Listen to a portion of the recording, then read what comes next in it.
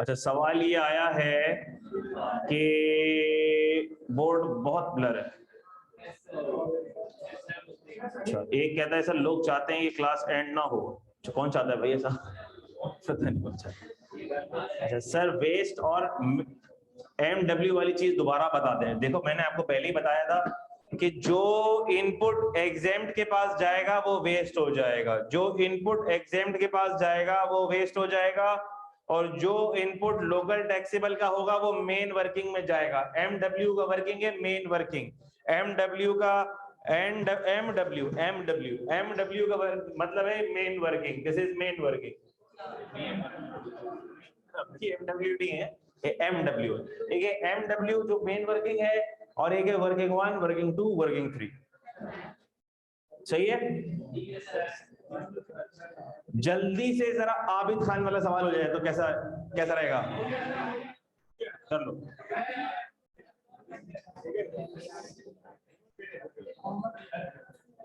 अच्छा चलो, मेरी बात रखने के लिए मेहरबान एसोसिएट्स तो कर लो। मेहरबान वाला नहीं किया मुझे पता, वो लंबा सवाल है ना, वो नहीं किया होगा तुम लोग, हरामखोरी की होगी तुम लोगों ने।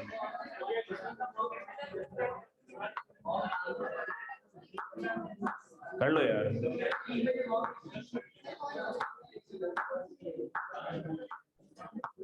कौन चाहता है कि आबिद खान और मेहरबान एसोसिएट्स हम करें?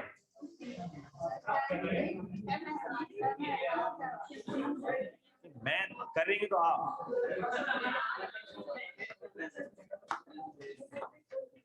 मेहरबान एसोसिएट इतना बड़ा सवाल है, आप लोग करो भाई, मैं देखूंगा, चेक करूंगा ना मैं।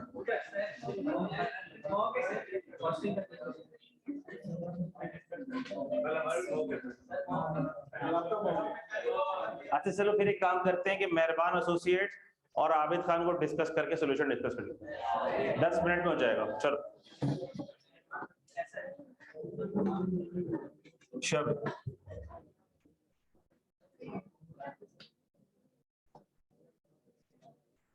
असल में दोनों सवाल हमने रेगुलर में किए हुए, इसलिए बच्चे उकता गए।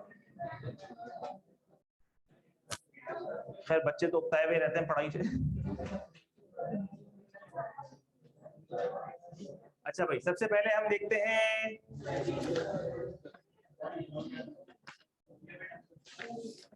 आबिद खान वाला सवाल निकाल लो बेटा, पहले डिस्कस कर ले जल्दी से, फिर आखिर में कुछ इंपॉर्टेंट टिप्स दूंगा आप लोगों को पेपर पास करने की, उसके बाद चले जाना।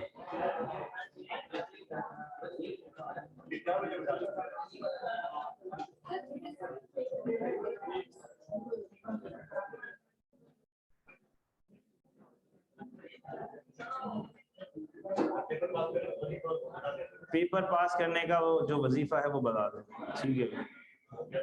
वो भी बताऊंगा, वही बताना है, ऐसी बात है। मतलब दवा के साथ साथ दुआ की भी जरूरत तो है ना।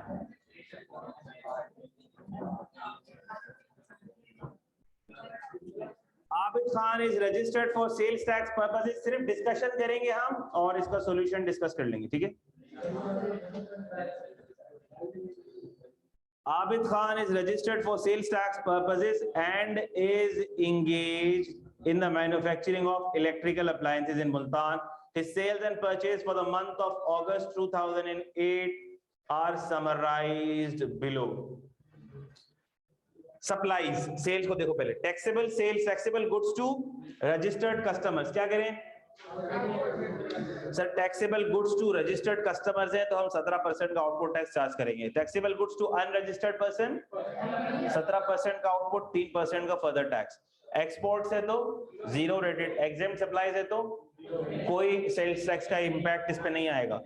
Purchases, taxable purchases from registered supplier 17% का इनपुट, लेकिन 17% का इनपुट किस में बटेगा? टैक्सेबल सप्लाईज में, यानी कि LTS में और ZRS में, यानी कि टैक्सेबल रजिस्टर्ड, टैक्सेबल अनरजिस्टर्ड और ZRS। जब मैं LTS कहता हूं तो LTS में दोनों आती हैं, टैक्सेबल सप्लाईज टू रजिस्टर्ड भी आती है, टैक्सेबल सप्लाईज टू अनरजिस्टर्ड भी आती है, दोनों को ऐड करो तो LTS बनती है। हाँ अच्छा भाई, taxable goods from registered suppliers for exempt supplies, तो हमने कहा सर टैक्सेबल गुड्स तो परचेज किए हैं, इनपुट तो हमने इनकर किया है, लेकिन वो इनपुट क्या हो गया, वेस्ट हो गया। Packing material from unregistered supplier, तो हमने कहा इसका तो इनपुट ही नहीं है कि वेस्ट हो, इसका इनपुट है ही, इनपुट ही नहीं है इसका। Additional information, supply of taxable goods to registered customers include an amount of 42,25,000 against sale of electric toaster at a trade discount of 35%. As per normal business practice, he allows only a discount of 10%. क्या करेंगे, 25% का discount add back कर देंगे। Goods supplied against which advance payment of 25 lakh had been received in June. तो हमने बताया कि advance का कॉन्सेप्ट अब खत्म हो गया, अब जब डिलीवरी होगी, जब सप्लाई होंगे, जब एक्चुअल इनवॉइस रेज होगी तभी जाएगा ये, तो ये ठीक है, ये ठीक है, फिर इसको हम ठीक कंसीडर करेंगे, सही है। अच्छा भाई, सॉल्यूशन भी आपके साथ साथ ही हो बेटा, खुला हुआ है, आबिद खान वाला सॉल्यूशन भी साथ में जरा देख ही लो बेटा। इलेक्ट्रिक टोस्टर की एडजस्टमेंट आपके सामने हो, हमने ये वाला रिवर्स करके 10% डिस्काउंट के साथ इसमें ऐड कर दिया, ठीक है। एडवांस की कोई एडजस्टमेंट हमने नहीं करी, क्योंकि हमने ये अज्यूम किया कि ये गुड सप्लाई हुए हैं और ये बिल्कुल ठीक है, सेल में ठीक इंक्लूड हुए हैं। टैक्सेबल सप्लाईज रिटर्न्ड,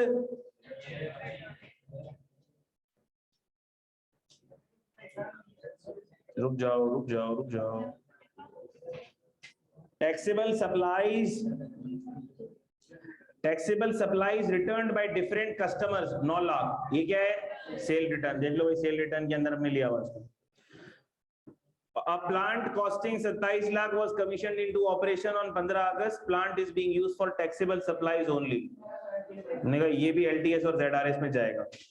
तो देखो सब कुछ LTS और ZRS में जा रहा है अब तक, परचेजेस भी LTS ZRS में, प्लांट भी LTS ZRS में, लेकिन इलेक्ट्रिसिटी बिल पे कुछ नहीं लिखा हुआ। अगला पॉइंट देखो, electricity bill 26 lakh was paid in cash which includes sale tax amounting 350, इसमें कुछ नहीं लिखा हुआ, तो लॉजिकली इस सब में जाना चाहिए। एग्जामिनर ने ना इसको भी LTS और ZRS पे कर दिया, जो कि टेक्निकली गलत है। Input tax brought forward from July 2008 595, opening है, खत्म हुई कहानी, इतना तो सवाल था। अब आप देख लो, एक अपॉर्शनमेंट देख लो, एक दफा अपॉर्शनमेंट देख लो, ठीक है। आप देख सकते हैं इसमें 3 अपॉर्शनमेंट की वर्किंग हुई हुई है, 3 अपॉर्शनमेंट की वर्किंग हुई हुई है अपने इसमें। कौन कौन सी, एक तो नॉर्मल इनपुट जो रिस्ट्रिक्टेड वाला है, फिर एक FA जो अनरिस्ट्रिक्टेड वाला है, और फिर इलेक्ट्रिसिटी जो तीनों में जाएगा। क्लियर है? अगर क्लियर है तो फिर हम आगे बढ़ सकते हैं। मेहरबान एसोसिएट्स भी देख लो एक दफा, आखिरी डिस्कशन 2 मिनट लगेंगे उसके अंदर। उसके बाद अलविदाई कलमात। अच्छा भाई, मेहरबान associates is registered under Sales Tax Act 1990. MA is engaged in business of manufacturing and supplying of various consumer goods. Following information is available from MA's records for the month of August 2021. Purchases. Taxable purchases from registered person. 17% का input मिलेगा sir इस पे। Taxable purchases from unregistered, इसमें कोई input नहीं मिलेगा। Exempt goods from unregistered person, exempt के ऊपर तो टैक्स सेल्स टैक्स होता ही कुछ नहीं।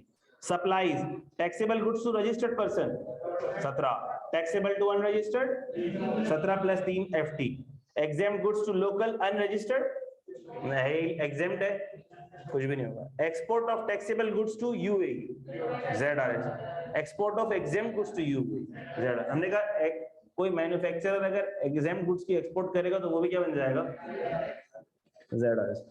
Taxable goods from registered person include material worth 296 which were exclusively used for manufacturing exempt supplies। तो क्या करें,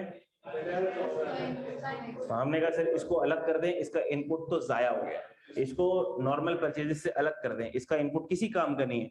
मटेरियल वर्थ ₹675, एक सेकंड मेरा सॉल्यूशन भी खोल लूं सकते हैं सामने ताकि बच्चों को स्क्रीन पे आ जाए जो ऑनलाइन वाले।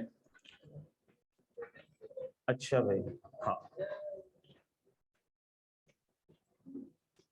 ये क्या बात हो गई, अच्छा 296 हमने अलग कर दिया। Material worth ₹675 which were exclusively used for manufacturing export related goods.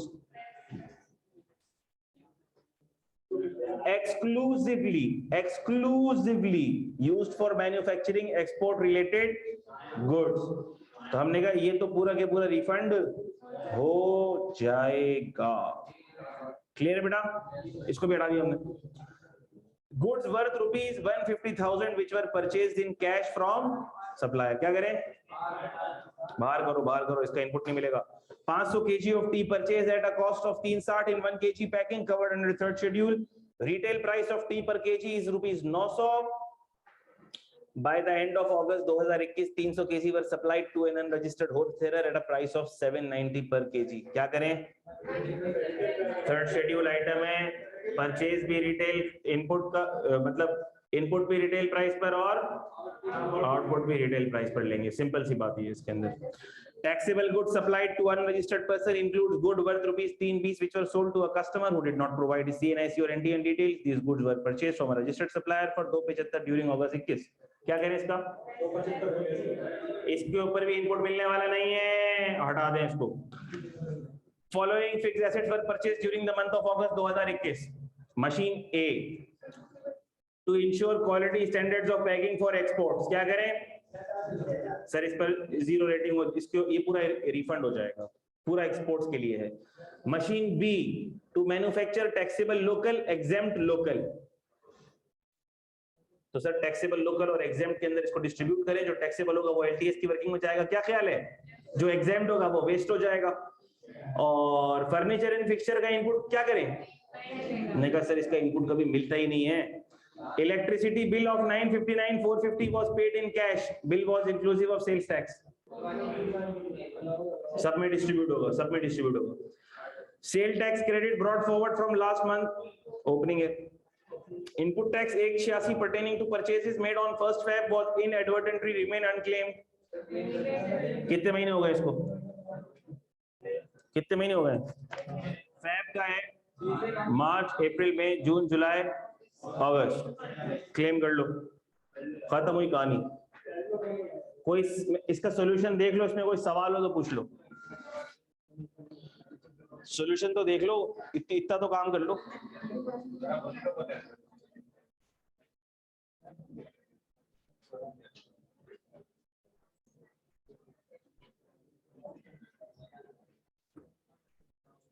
कर लो बेटा, एक दफा जरा सॉल्यूशन गो थ्रू कर लो।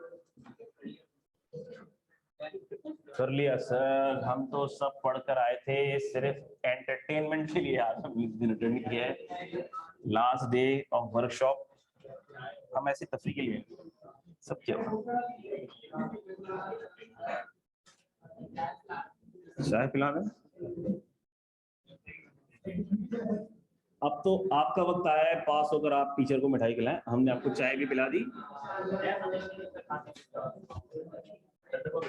जितनी जोश से इंशाल्लाह बोलते हैं ना, पेपर का रिजल्ट आने के बाद सारे गायब होते हैं।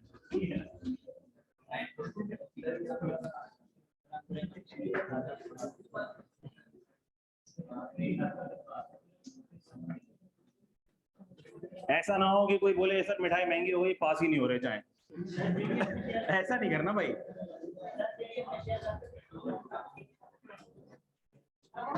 बेटा ग्रुप में मैंने ये पीडीएफ में शेयर कर दी।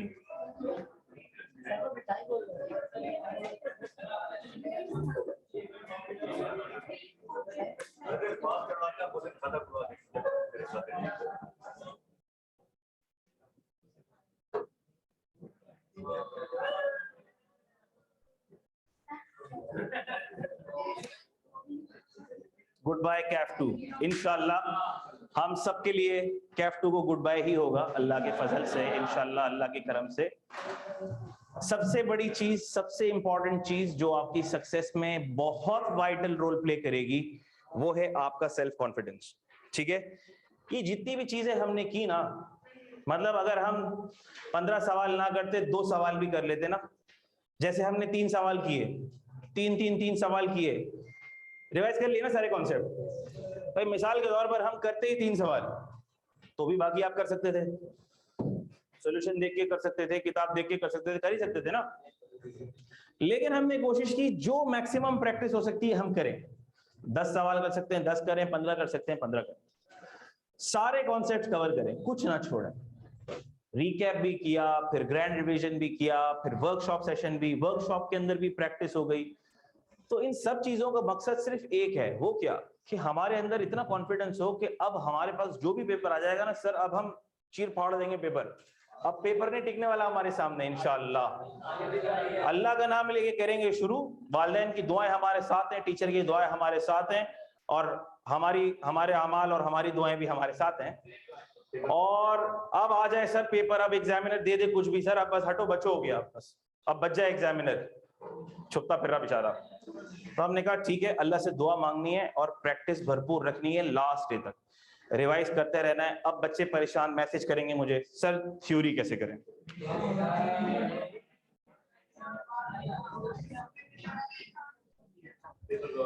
थ्योरी कैसे करें?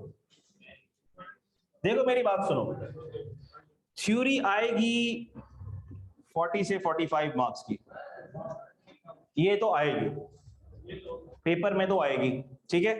अब पेपर तो करना है ना पास, क्या करें? या कर लो या फेल हो जाओ, करना है ना pass. So this is not a bottleneck for me, for any good student. Theory is not a bottleneck. अच्छी चीज क्या है पेपर की? हम ग्लास को देखते हैं आधा खाली है, आप ये तो देखो आधा भरा हुआ है। आप देख रहे हो 40 मार्क्स की थ्योरी आ रही है, आप ये थोड़ी देख रहे हो कि 60 मार्क्स का क्या भी आ रहा है, प्रैक्टिकल पोर्शन आ रहा है। ये देखो, this is the brighter side. If this is perfect, if you have prepared for this, अब मुश्किल चीज तो थोड़ी रह गई ना भाई, as compare to your business law जिसमें पूरा थ्योरी है, एज कंपेयर टू ऑडिट जिसमें पूरा थ्योरी है, दिस इज अ बून, ये नेमत है आपके लिए। क्यों? क्योंकि सर इसमें 60-65% तो प्रैक्टिकल आएगा, और प्रैक्टिकल में हमारी तैयारी ऐसी है कि 60 में से 50 मार्क्स तो इधर ही आ गए। ये तो गरीबी है सर, ये तो गरीबी ये तो गरीबी है। एक मजे की बात बताऊं, अगर आप लोग, कोई बच्चा ऐसा भी होता है, ऐसे कई बच्चे देखे मैंने, सर हम तो 15 मार्क्स का पेपर ही छोड़ के आ गए थे, अटेम्प्ट ही नहीं किया था, फिर भी अल्लाह के करम से पास हो गए। मैंने बोला वो तो एक अच्छे बच्चे को वैसे भी होना चाहिए। वजह क्या है? अगर आपने 75% पेपर अटेम्प्ट किया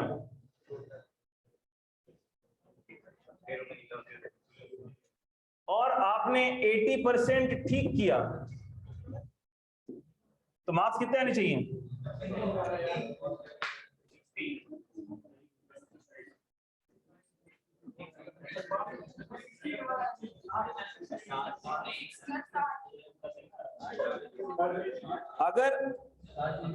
अगर आपने 75% पेपर अटेम्प्ट किया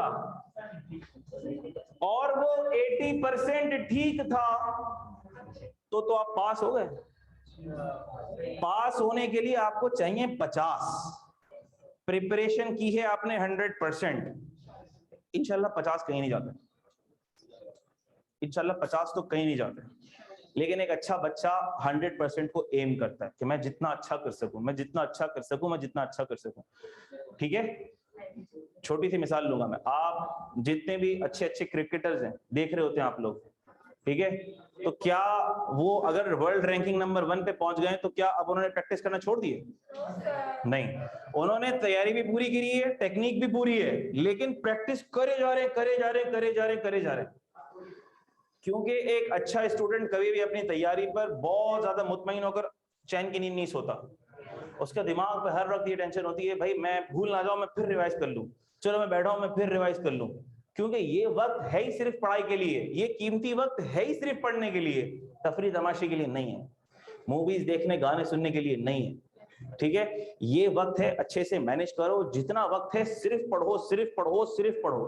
सर लेकिन अगर पढ़ के हमारा दिमाग पक जाए, हम परेशान हो जाएं और हमारा पढ़ने का दिल ना चाहे, तो हम क्या करें? तो नमाज पढ़ो, कुरान पढ़ो, तिलावत करो और सो जाओ।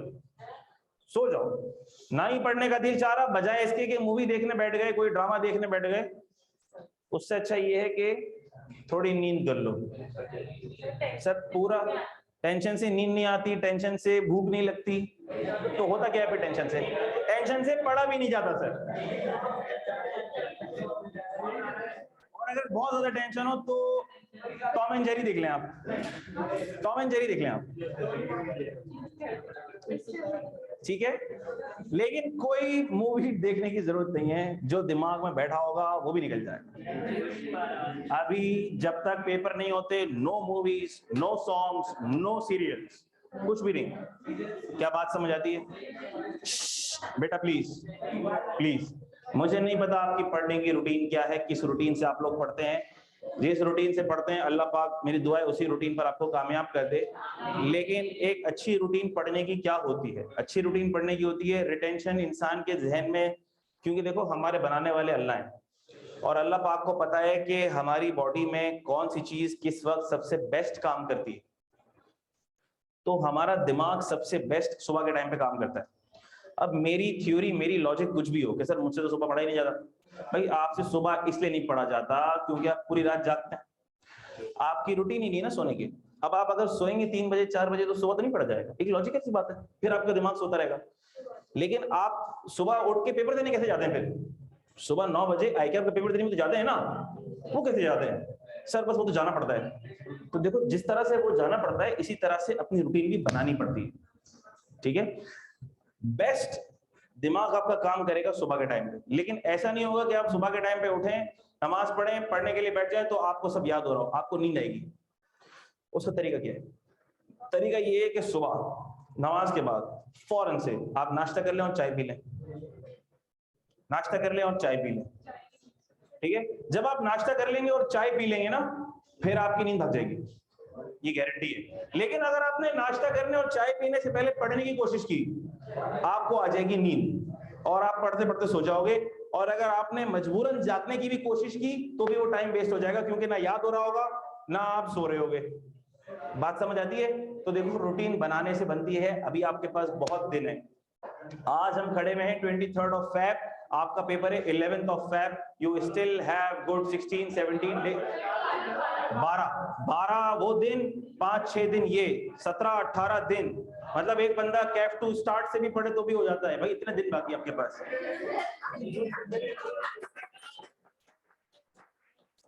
नहीं, मैं मजाक नहीं कर रहा, मैं फैक्ट बात कर रहा हूँ। आपके पास इतना टाइम है कि आप आराम से सारे क्वेश्चंस को दोबारा प्रैक्टिस कर सकते हैं, आप आराम से सारी चीजें रिवाइज कर सकते हैं। अगर आपको ये बातें मजाक लग रही हैं तो आप लोग अपने साथ मजाक कर रहे हैं। You still have an ample of time, बहुत टाइम आपके पास। देखो वक्त आपके पास दिन में अगर करने को कुछ नहीं है, मैंने पहले भी कहा था अब भी कह रहा हूं, अगर करने को कुछ नहीं है, जो कि है नहीं, क्लासें खत्म हो गई हैं, तो अब आपके पास पूरा दिन पढ़ने को है। अगर मैं ये सोचूं कि सुबह, अगर मैं अपनी रूटीन की बात करूं, मैं आपकी जगह होता, मैं सुबह उठता, फजर में नमाज पढ़ता, 6:30 बजे नमाज पढ़ी, 7 बजे हो गए फारिग, नाश्ता कर लिया 15-20 मिनट, 7, 7:15, 7:30 कर लो। अब 7:30 बजे से मैं पढ़ना शुरू कर दूंगा, 7:30 बजे से लेकर 1 बजे तक, जब तक जोहर की नमाज की अजान होती है, ये मेरे पास टाइम स्लॉट है पढ़ने का। कितने घंटे हो गए ये? 5.5-6 घंटे हो गए ये।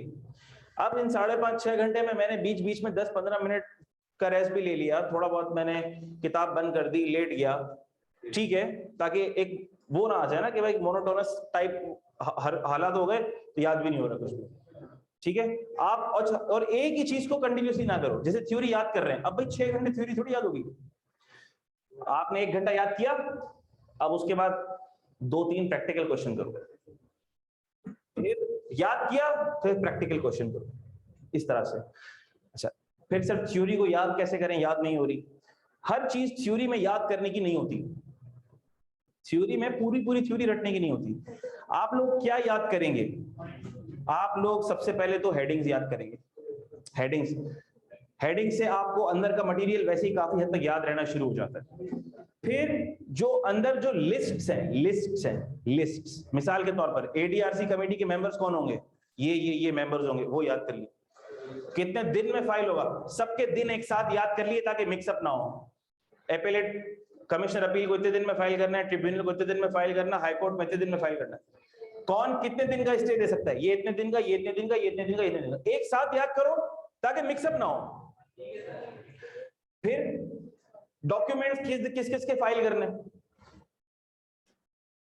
जितना मुश्किल आपको लग रहा है उतना मुश्किल नहीं याद करना। और अगर कोई चीज आपको लगती है तो याद ही नहीं हो रही, उसको देख के 2 दफा लिख लो, याद हो जाएगी। देख के 2 दफा लिख लो, गारंटी दे रहा हूं याद हो जाएगी इंशाल्लाह। चीज देख के लिख लो, देख के लिख लो उसको, दिमाग खोल के कि क्या लिख रहा हूं, और देख के उसको लिख लो 2 दफा, याद हो जाएगी। तो चीजों को मुश्किल और हवा ना बनाओ। अगर आप ये बोलते रहोगे ना थ्योरी मुश्किल है, थ्योरी मुश्किल है, थ्योरी मुश्किल है, आपकी सब तैयारी होगी ना, लेकिन आपको लगेगा कि थ्योरी मुश्किल है, आपको नहीं आता। You are under prepared. कितने बच्चे पेपर में अच्छा परफॉर्म इसी वजह से नहीं कर पाते क्योंकि वो साइकोलॉजिकली यही सोच रहे थे हमारी थ्योरी वीक है। जो तेरी स्ट्रेंथ है उसको एक्सप्लॉइट करना। और अगर थ्योरी वीक है तो तुम क्यों अपने आप को एक कमजोर स्टूडेंट समझ रहे हो? तुम साइकोलॉजिकली जंग हार जाओगे पेपर के अंदर। आप ये कहना शुरू करो, सर हमारी थ्योरी स्ट्रांग है सर। बोलो, हमारी थ्योरी स्ट्रांग है सर, हमारी theory is our plus point. क्योंकि सर थ्योरी तो हमें, देखिए सर थ्योरी हमारा प्लस पॉइंट इसलिए है क्योंकि ये 50 मार्क्स तो वैसे ही आ गए हैं। अगर यहाँ 1-2 मार्क्स कम हुए, 48 49 हुए, तो theory is our plus point, 1-2 marks लेने में मदद करेगी हमारी। क्या ख्याल है? सोचने का जाविया बदलो।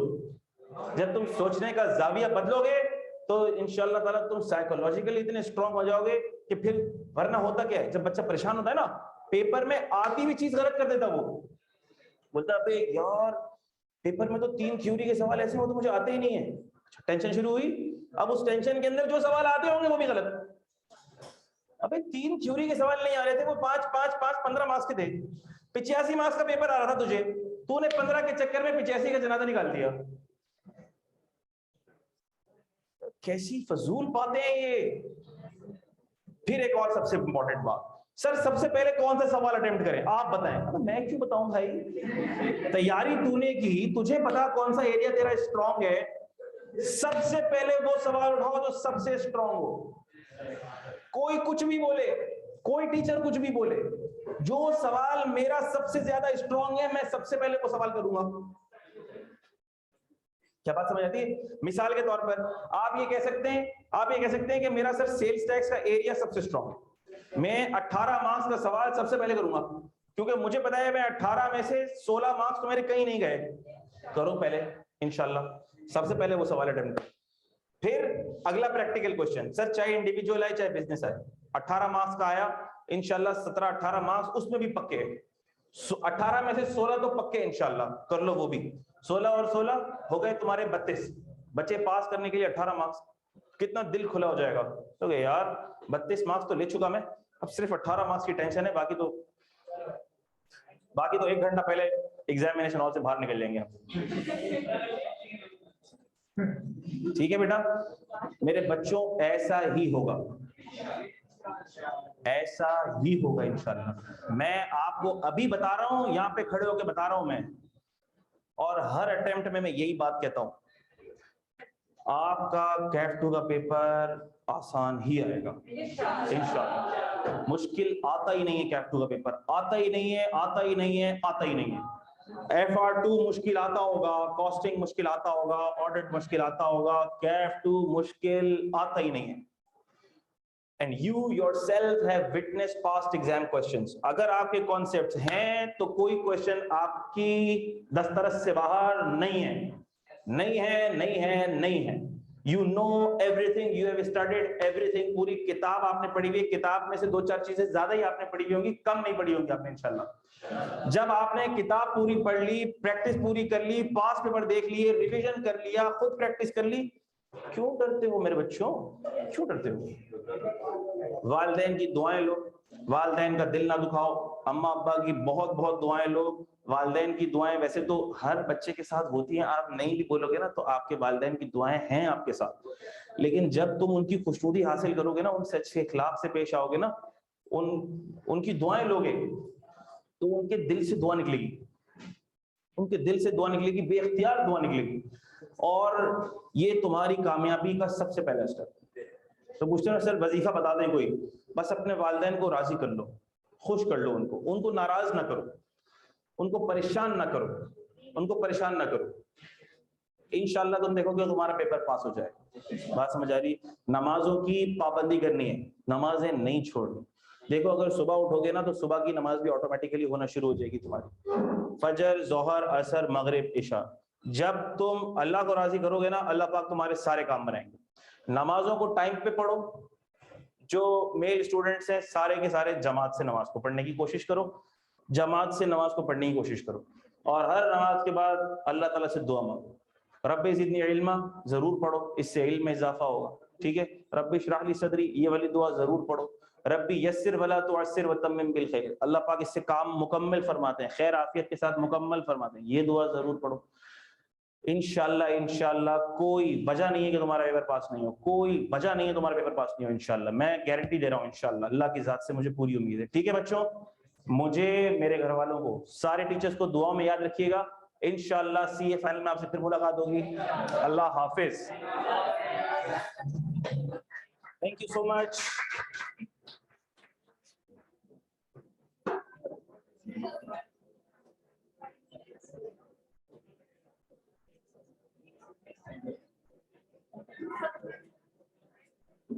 थैंक यू बच्चों। कोई सवाल हो बेटा? लाइव Q&A सेशंस मैं जरूर रखूंगा। कोई सवाल हो, कोई परेशानी हो, यूं समझिएगा आपका टीचर आपके साथ है, कोई टेंशन नहीं लेनी। ठीक है बच्चों, अल्लाह हाफिज।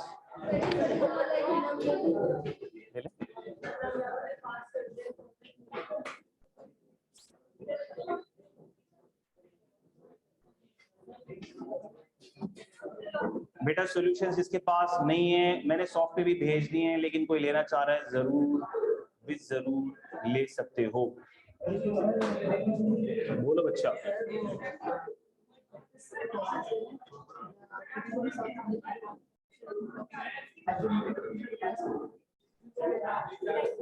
दोबारा बोले बेटा।